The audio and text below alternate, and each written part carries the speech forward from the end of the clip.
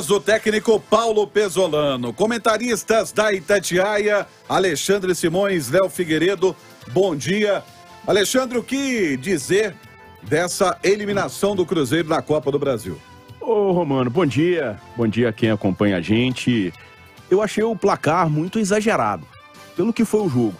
Até porque o Pezzolano e o time do Cruzeiro, eles tiveram um grande mérito em grande parte da partida, tá? Porque o Cruzeiro conseguiu trazer o jogo para o terreno dele. A diferença técnica, a gente fala isso desde que, antes do primeiro jogo, a gente já dizia, o Fluminense tem um nível técnico muito maior que o do Cruzeiro, mas na partida de ontem, o Cruzeiro soube controlar grande parte do jogo no nível mais de intensidade, de briga, de entrega, tá? Até apoiado pela torcida. E quando sofreu o gol do John Arias, eu acho que ali foi um balde de água fria, não só pelo placar do primeiro jogo, mas pelo cansaço que o time do Cruzeiro com certeza já estava, pelo nível de entrega que teve dentro de campo. A gente percebe as limitações, mas realmente é um time que briga muito, que luta muito. Agora tem um outro lado, o Romano, e aí é uma coisa que me preocupa mais, até para a Série B, que é o grande objetivo do Cruzeiro na temporada, porque o Paulo Pezzolano faz um grande trabalho no Cruzeiro. É inegável de que realmente ele tem uma maneira diferente de trabalhar, o Cruzeiro tem um jeito de jogar, mas nas últimas partidas eu acho que ele tem se equivocado em algumas decisões e isso me preocupa para a sequência da Série B. Decisões até de não utilização de jogadores. E o Pedro Castro, eu queria até saber até a opinião do Léo, o Romano. O Pedro Castro, por exemplo, entrou ontem e, na minha opinião, foi o melhor jogador de meio do Cruzeiro. É um cara que tem qualidade, que vem de uma excelente Série B pelo Botafogo no ano passado.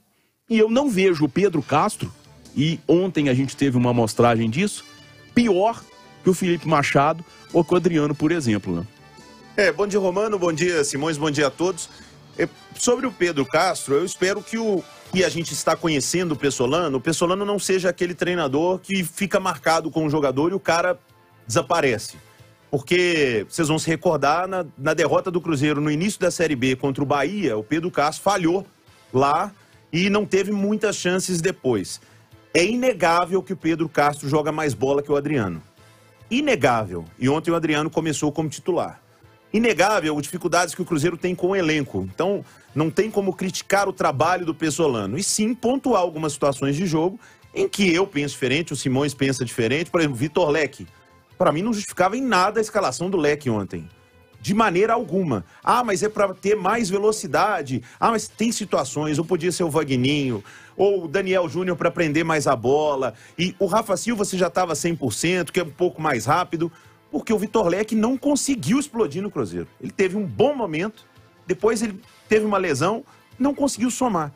Agora, tem 2 pontos, eu concordo com toda a análise do Simões, o placar foi muito injusto com o Cruzeiro, foi muito pesado, um 3-0. Talvez no primeiro jogo até essa diferença pudesse ter acontecido. A diferença do primeiro, o Cruzeiro jogou bem melhor ontem do que no primeiro jogo, e no primeiro jogo foi 2-1. Só que a disparidade técnica, ela esteve presente, e a disparidade física. Porque enquanto o Cruzeiro penava no Pezzolano pensar em quem colocar no jogo porque o seu time estava cansado, estava entrando o Felipe Melo do outro lado. Felipe Melo seria titular no Cruzeiro com o pé nas costas. Entrando o Martinelli, entrando o Natan. Bons jogadores. Então, isso acabou pesando. Agora, Romano, não podemos deixar de falar do lado bom que foi a entrega do Cruzeiro, que nivelou boa parte do jogo contra uma equipe bem superior na base da raça, da vontade. Isso é uma grande marca desse time do Cruzeiro e o movimento que faz a torcida do Cruzeiro nesse momento. Simões falou que foi um balde de água fria quando o Fluminense fez 1-0. Na torcida do Cruzeiro foi um balde de gasolina. O Fluminense fez 1-0, a torcida do Cruzeiro cantou mais alto.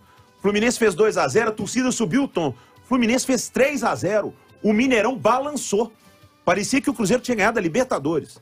Então, o que a torcida do Cruzeiro compreendeu que o time precisa nesse momento e que aquela eliminação de nada abalaria o time no que importa, que é a Série B, foi muito marcante.